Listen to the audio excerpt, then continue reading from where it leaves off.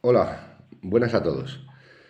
Hoy os quiero mencionar en este vídeo un estudio que me lleva rondando varios meses por la cabeza, eh, que viene a justificar un poco por qué en algunas emisiones de este tipo de monedas, bueno, mayormente en las emisiones de todas las monedas, nos aparecen variantes de cuño.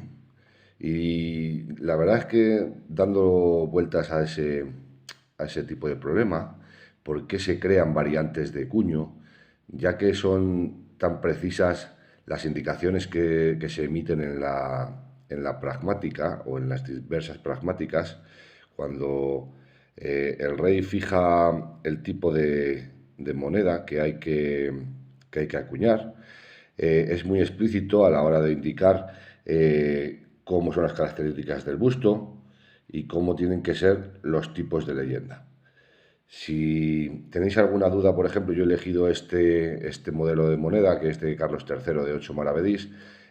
Hace poco el compañero de Fabulis Intempore, Rubén, ha subido un vídeo explicando más o menos la historia del grabador de este tipo de monedas, y en él indica en su pragmática, en la pragmática que empleó el rey, cómo deberían ser las monedas.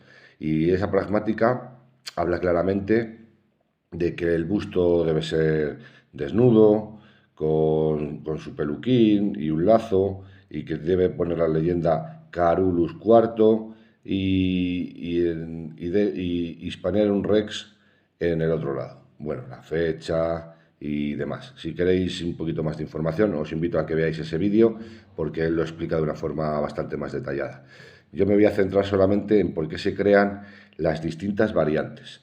Siempre hemos creído que las variantes de cuño se creaban por un error del abridor de cuños, porque en algunas pues aparecen los valores más grandes, los valores más pequeños, los símbolos de puntuación al final de cada frase o al final de los valores o demás. Como podéis ver aquí, pues punto, punto, otras llevan 2 puntos, otras 2 puntos aquí, 2 puntos aquí. Bueno, las distintas variantes de cuño. Yo creo que más que achacar ese tipo de variantes a un error de acuñación, como hemos estado normalmente achacando ese tipo de variantes, tengo la teoría, o después de haber estudiado varias monedas y haber estudiado varias cosas, llego a la teoría de que este tipo de monedas, esas variantes realmente son hechas de forma intencionada. Ellas presentan siempre algún tipo de marca de control, porque en la pragmática son muy explícitos.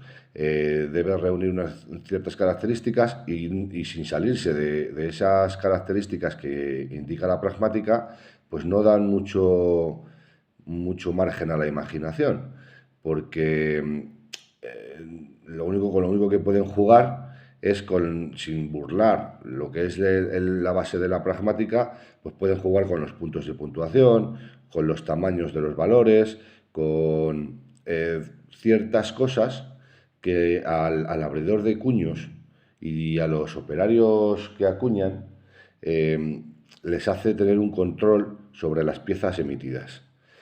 En primer lugar, el primer control que tiene el abridor de cuños sobre el tipo de acuñación viene dado por las características del cuño elaborado. El cuño elaborado, todos tenemos ya la constancia de que ese tipo de cuños se elaboran con el metal en crudo, porque es mucho más blando y mucho más fácil de trabajar.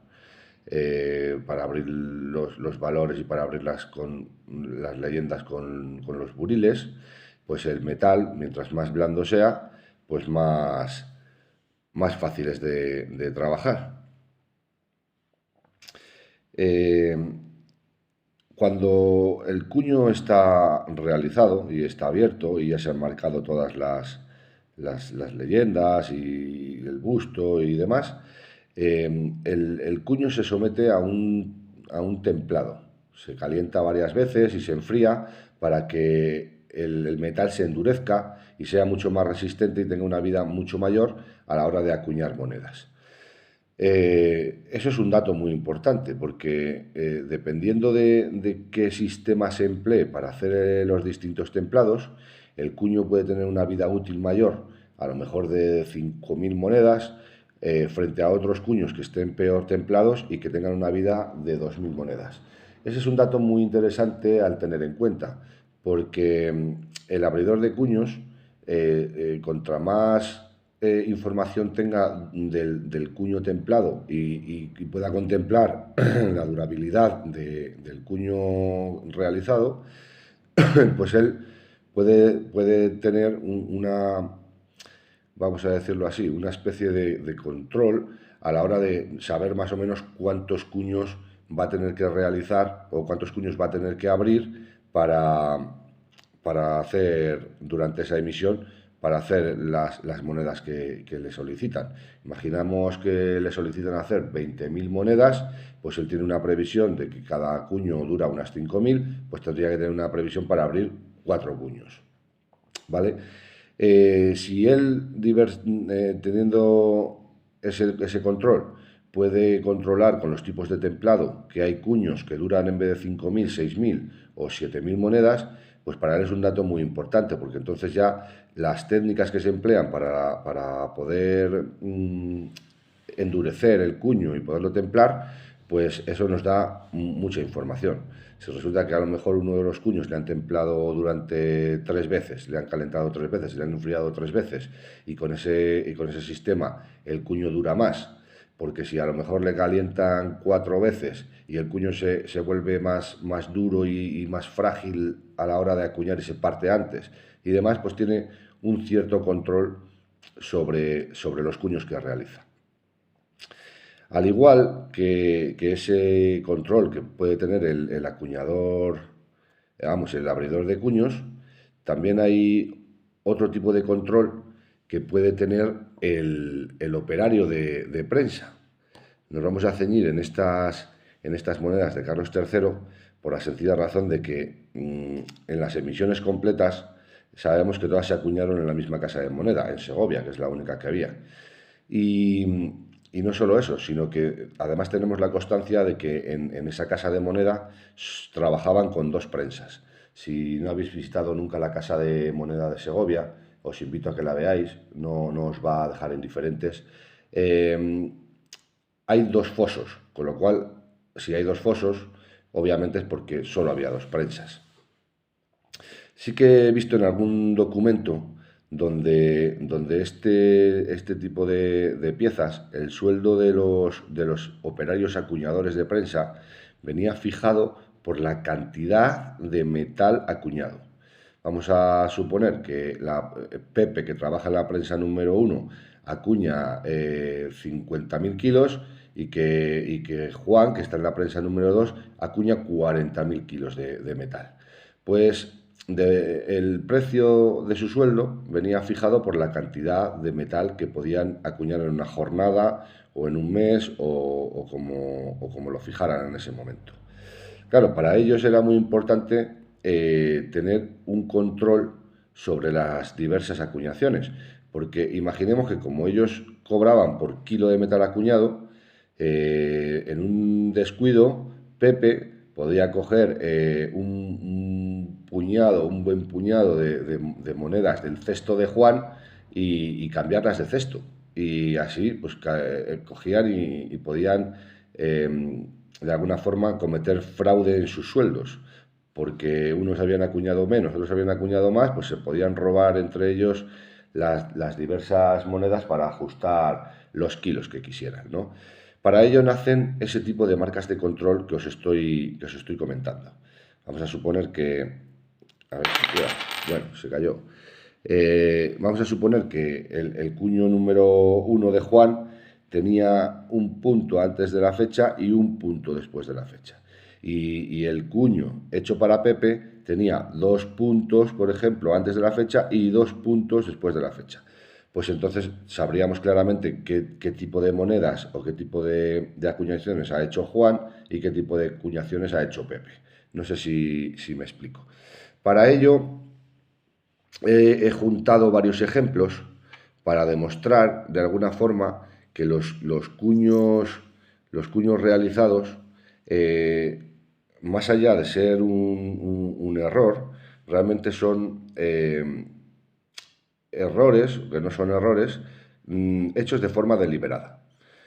Porque aquí en un principio vemos aquí una fecha con los 8 en pequeño, ¿vale?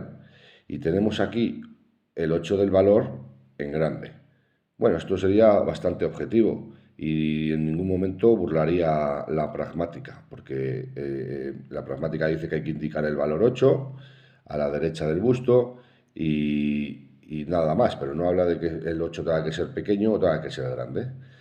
Con lo cual, en un principio, este tipo de pieza, para hacer una marca de control y saber que esta pertenece a uno o pertenece a otro, lo que se hace es jugar con los valores.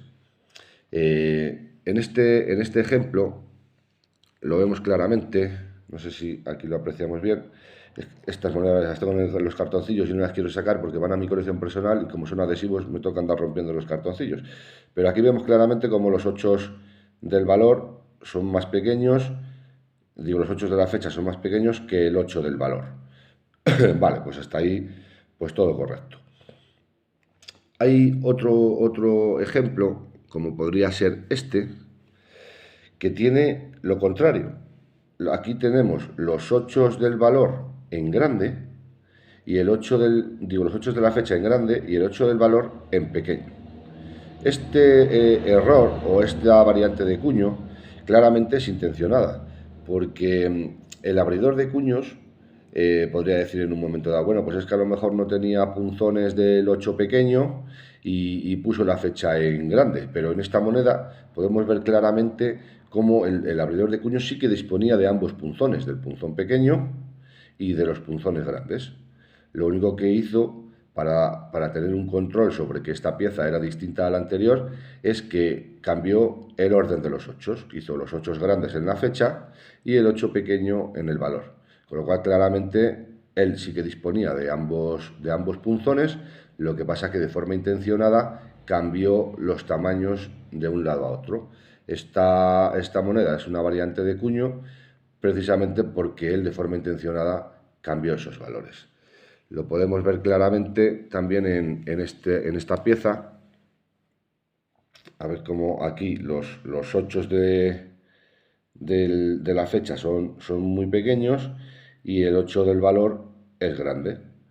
Es lo contrario a la mostrada también anteriormente. Pues ha jugado él, pues aparte de jugar con los puntos de puntuación, o jugar con poner un punto o no poner un punto después de la leyenda o demás, pues ha jugado con ese tipo de cosas, de marcas de control, precisamente para distinguir unos cuños de una prensa de otros cuños de otra prensa.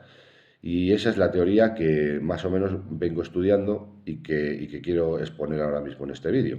Que las distintas variantes de cuño no son variantes por error, ni son variantes hechas de forma intencionada para tener un control sobre, no sobre solo sobre el cuño realizado y poder medir así su vida útil y demás, sino también por las distintas acuñaciones que hacía cada prensa, puesto que ya os he dicho que el sueldo de ellos venía reflejado por la cantidad de metal acuñada, con lo cual, para que no hubiese malos entendidos a la hora de hacer unos más o otros menos metal acuñado, pues ellos tenían cada uno su cuño con ese tipo de diferencias.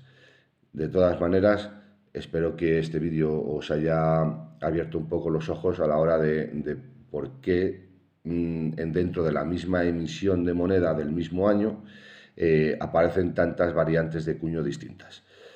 Bueno, pues si os gusta el vídeo, pues ya sabéis, un like y suscribiros.